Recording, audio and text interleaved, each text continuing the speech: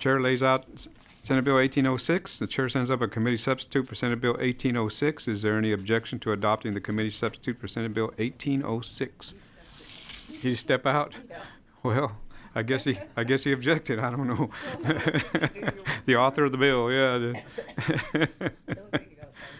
Well, we'll just take a pause. Let him finish. Maybe something else. We don't know.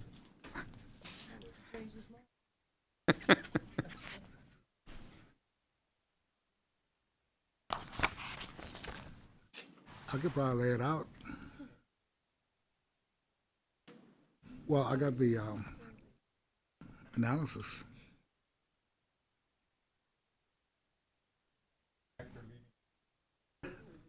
And here's the actor.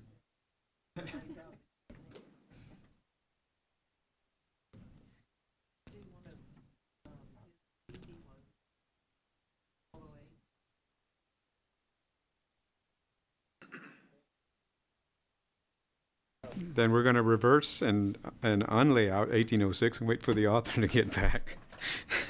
So which one was that? King.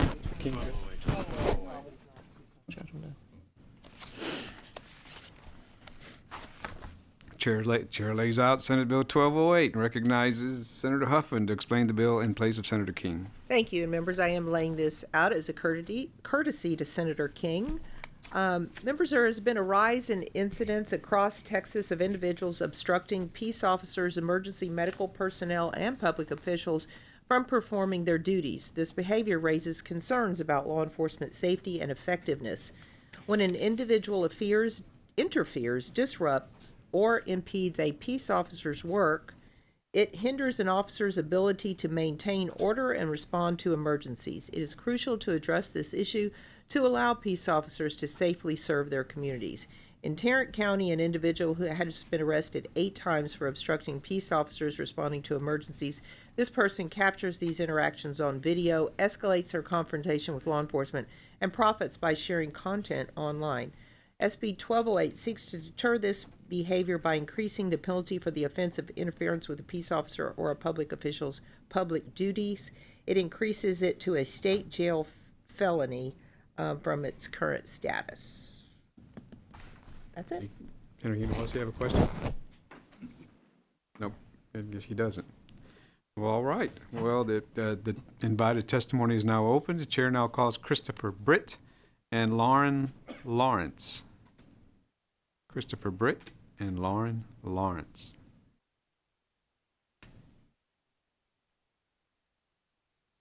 Thank you all for being here, and we'll begin on my right. Captain, and if you state your name, who you represent, and you may proceed. Well, thanks for having us to begin with. Christopher Britt, as you mentioned, I'm captain with the Fort Worth Police Department. Best for me to explain why exactly I'm here is I'll give you a little bit of history of how I sort of got involved in this. So before I promoted to captain, I was a lieutenant over a patrol division where we had one of these, they refer to themselves as First Amendment auditors. Basically what they do is they engage interactions with police to video record and get views on social media and things like that. So particularly in the area I was in, we were having an issue with a handful, but one in particular. So we had to develop training for officers over this. It became such a big issue that we had to put our whole department through it because this wasn't something we encountered on a regular basis, basically. They were so aggressive, creating such a dangerous situation that we had to inform our officers how to handle it. So we did that, got everybody through it, started to handle those cases better, and then fortunately our prosecutor was able to take on these cases, start putting them in front of juries, and he was doing a great job getting guilty convictions.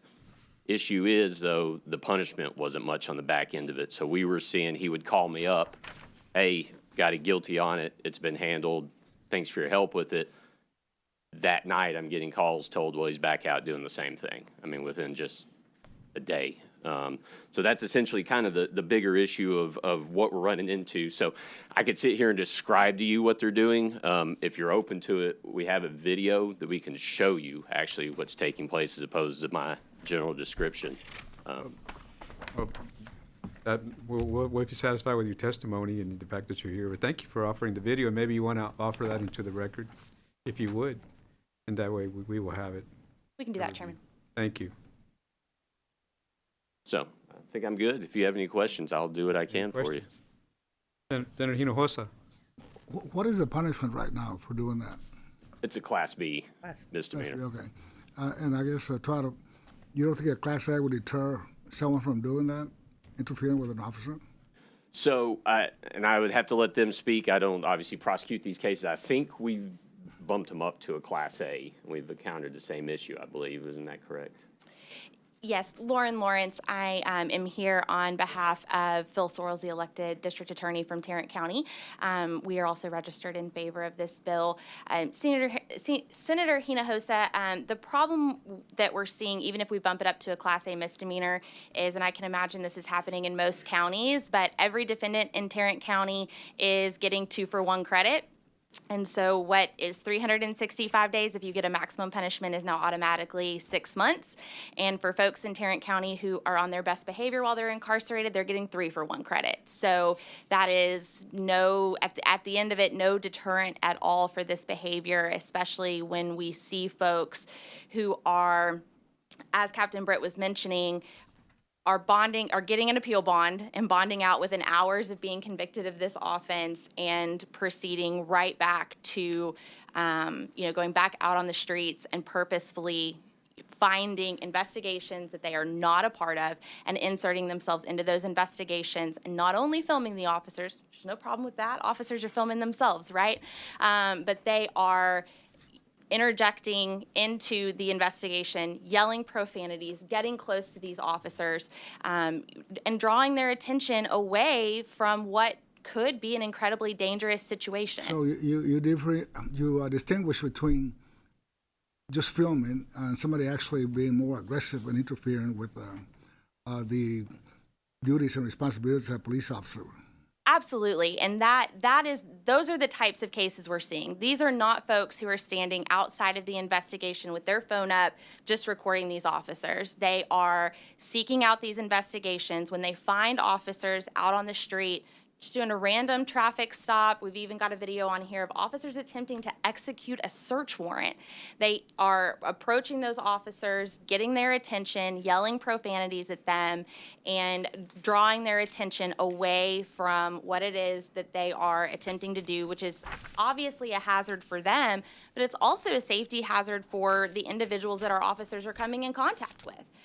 So, because they also don't know who these folks are that are approaching the scene. So, yes, it is not just the filming. Again, we don't have any problem with that. You obviously have a First Amendment right to film officers. And like I said, they're filming themselves. But when you are intentionally inserting yourself into a situation and drawing attention away, it is a big safety problem. Thank you. Thank you. Senator Huffman, your light's on. You have a question? Oh, I'm sorry. Thank you. Thank you all very much. Thank you for being here. Thank you. And we'll get this submitted for the record. Thank you. So seeing no other invited testimony, the invited testimony is now closed. Chair now